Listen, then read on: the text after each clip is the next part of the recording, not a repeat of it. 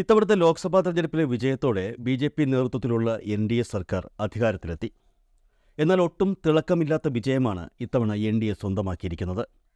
ഇതിൽ ബി.ജെ.പിയെ ഏറ്റവും കൂടുതൽ ഞെട്ടിച്ചത് ഉത്തർപ്രദേശിലെ പരാജയമാണ്.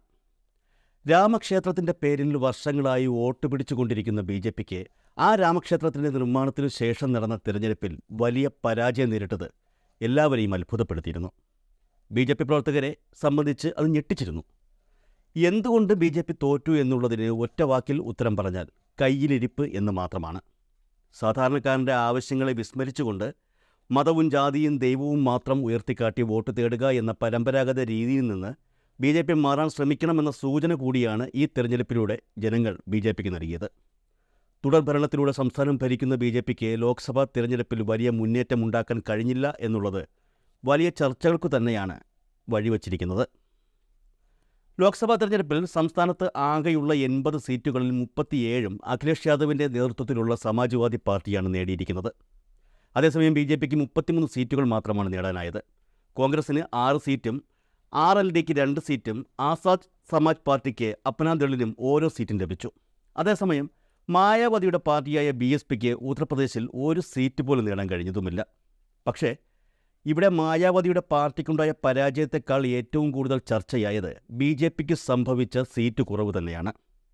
സംസ്ഥാന മുഖ്യമന്ത്രിയായ യോഗി ആദിത്യനാഥിനെ പോലും ഞെട്ടിച്ച തിരഞ്ഞെടുപ്പ് ഫലമായിരുന്നു ഇത്തവണ നടന്നത്. അതും രാമക്ഷേത്ര ഉദ്ഘാടനത്തിന് ശേഷം നടന്ന ആദ്യ തിരഞ്ഞെടുപ്പിൽ. ക്ഷേത്രം സ്ഥിതി ചെയ്യുന്ന മണ്ഡലം വരെ തോറ്റ് തൊപ്പിയിട്ട് അന്തം വിട്ടു നിൽക്കുകയാണ് ഇപ്പോഴും ബി.ജെ.പി. ഉത്തർപ്രദേശിലെ ലോക്സഭാ തെരഞ്ഞെടുപ്പിലെ ദയനീയ പരാജയത്തിൻ്റെ പശ്ചാത്തലത്തിൽ വെള്ളിയാഴ്ച ലക്നൌവിലെ ബി.ജെ.പി. കോർ കമ്മിറ്റി യോഗം ചേർന്നിരുന്നു. ഈ യോഗത്തിൽ പാർട്ടി പരാജയപ്പെട്ട സീറ്റുകൾ വിശകലനം ചെയ്തു. പ്രസ്തുത സീറ്റുകളിൽ എന്തുകൊണ്ടാണ് ബി.ജെ.പി. തോറ്റത്, എന്തൊക്കെയായിരുന്നു ആ മണ്ഡലത്തിലെ പ്രശ്നങ്ങൾ എന്നിവയെ സംബന്ധിച്ചൊക്കെ ചർച്ചകൾ ഉയർന്നു. യു.പി. ലോക്സഭാ തെരഞ്ഞെടുപ്പിലെ പരാജയം പഠിച്ച പ്രത്യേക സംഘത്തിൻ്റെ അവലോകന റിപ്പോർട്ട് യു.പി. കോർ കമ്മിറ്റി യോഗത്തിൽ സമർപ്പിച്ചിരുന്നു. ഈ റിപ്പോർട്ടിൽ യു.പി. സർക്കാരിനെതിരെ ഗുരുതരമായ ആരോപണങ്ങൾ ഉന്നയിച്ചിട്ടുണ്ട് എന്നാണ് റിപ്പോർട്ടുകൾ.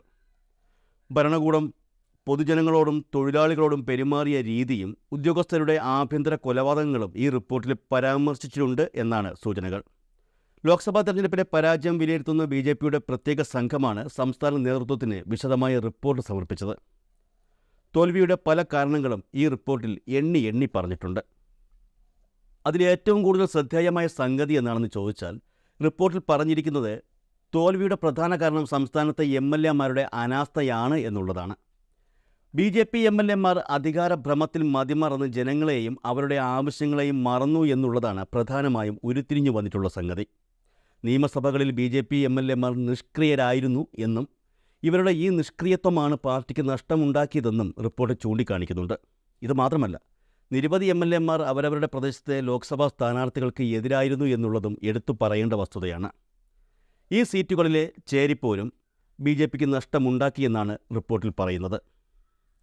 ലോക്സഭാ തെരഞ്ഞെടുപ്പിനോട് അനുബന്ധിച്ച് ബി.ജെ.പി. ഉയർത്തിയ ഒരു വാദമാണ് എൻ.ഡി.എ. 400 സീറ്റുകൾ നേടിക്കഴിഞ്ഞാൽ ഒരുപക്ഷെ ഭരണഘടന മാറ്റിയേക്കാമെന്നുള്ളത്.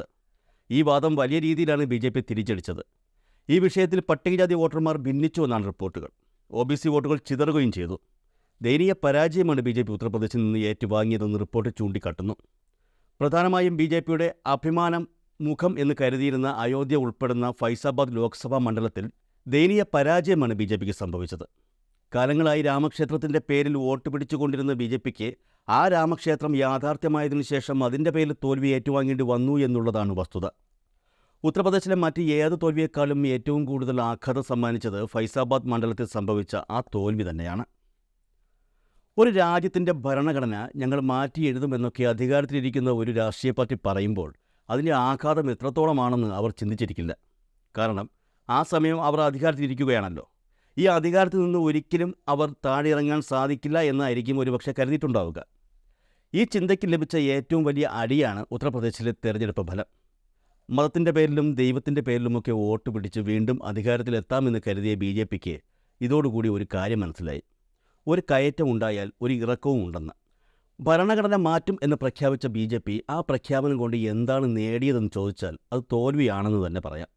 ലോക്സഭാ തെരഞ്ഞെടുപ്പിലെ പരാജയം സംബന്ധിച്ച് റിപ്പോർട്ട് അനുസരിച്ച് ഭരണഘടനയെ തൊട്ട് കളിച്ചതോടെ ബി.ജെ.പിക്ക് ഉത്തർപ്രദേശിൽ ലഭിച്ചുകൊണ്ടിരുന്ന ദളിത് വോട്ടുകൾ ഇല്ലാതായി എന്നാണ് വ്യക്തമായിരിക്കുന്നത്.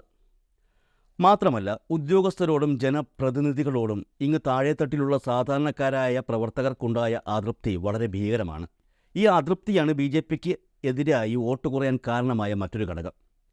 രാഹുൽ ഗാന്ധിയും അഖിലേഷ് യാദവും ഈ സാഹചര്യം കൃത്യമായി ഉപയോഗപ്പെടുത്തുകയും സാധാരണക്കാർക്കൊപ്പം ഞങ്ങളുണ്ട് എന്ന തോന്നൽ ഉണ്ടാക്കുകയും ചെയ്തിരുന്നു. ഇതാണ് ഇന്ത്യ മുന്നണിയുടെ വിജയത്തിന് കാരണമായത്. എത്ര ശ്രമിച്ചിട്ടും OBC വോട്ട് ബാങ്കിൻ്റെ ശിഥിലീകരണം തടയാനായില്ലെന്ന കുറ്റസമ്മതവും BJP നടത്തുന്നുണ്ട്. ഭരണഘടന മാറ്റി എഴുതുമെന്ന അഹങ്കാരം നിറഞ്ഞ പ്രസ്താവനയുടെ ഫലമായി ദളിത് വോട്ടുകൾ പൂർണ്ണമായും BJPയിൽ നിന്നും അകന്നു പോവുകയായിരുന്നു എന്നാണ് റിപ്പോർട്ടിൽ ചൂണ്ടിക്കാണിക്കുന്നത്. മാത്രമല്ല മറ്റൊരു പ്രധാന കാര്യം കൂടി റിപ്പോർട്ടിൽ ചൂണ്ടിക്കാണിക്കുന്നുണ്ട്. ഈ സാഹചര്യമാണെങ്കിൽ അടുത്ത നിയമസഭാ തെരഞ്ഞെടുപ്പിലും വലിയ പരാജയമായിരിക്കും BJPക്ക് സംഭവിക്കുക എന്ന സൂചനയാണ് റിപ്പോർട്ടിൽ പറയുന്നത്. ഇന്ത്യ മുന്നണി ഈ രീതിയിൽ മുന്നോട്ട് പോവുകയാണെങ്കിൽ യോഗി സർക്കാർ അടുത്ത തവണ സംസ്ഥാനം ഭരിക്കുമെന്ന് തോന്നുന്നില്ല. രാഹുൽ ഗാന്ധിയുടെ നേതൃത്വത്തിൽ അഖിലേഷ് യാദവിൻ്റെ തന്ത്രങ്ങൾക്ക് മുന്നിൽ മതവും ദൈവവും വച്ച് കളിക്കുന്ന യോഗി സർക്കാരിന് പിടിച്ചു നിൽക്കാൻ കഴിയില്ലെന്ന് തന്നെയാണ് ഇതിൽ നിന്ന് വ്യക്തമാകുന്നത്. 3 ഘട്ടങ്ങളായാണ് ഉത്തർപ്രദേശിലെ പരാജയം സംബന്ധിച്ച് BJP ഈ റിപ്പോർട്ട് തയ്യാറാക്കിയിരിക്കുന്നത്.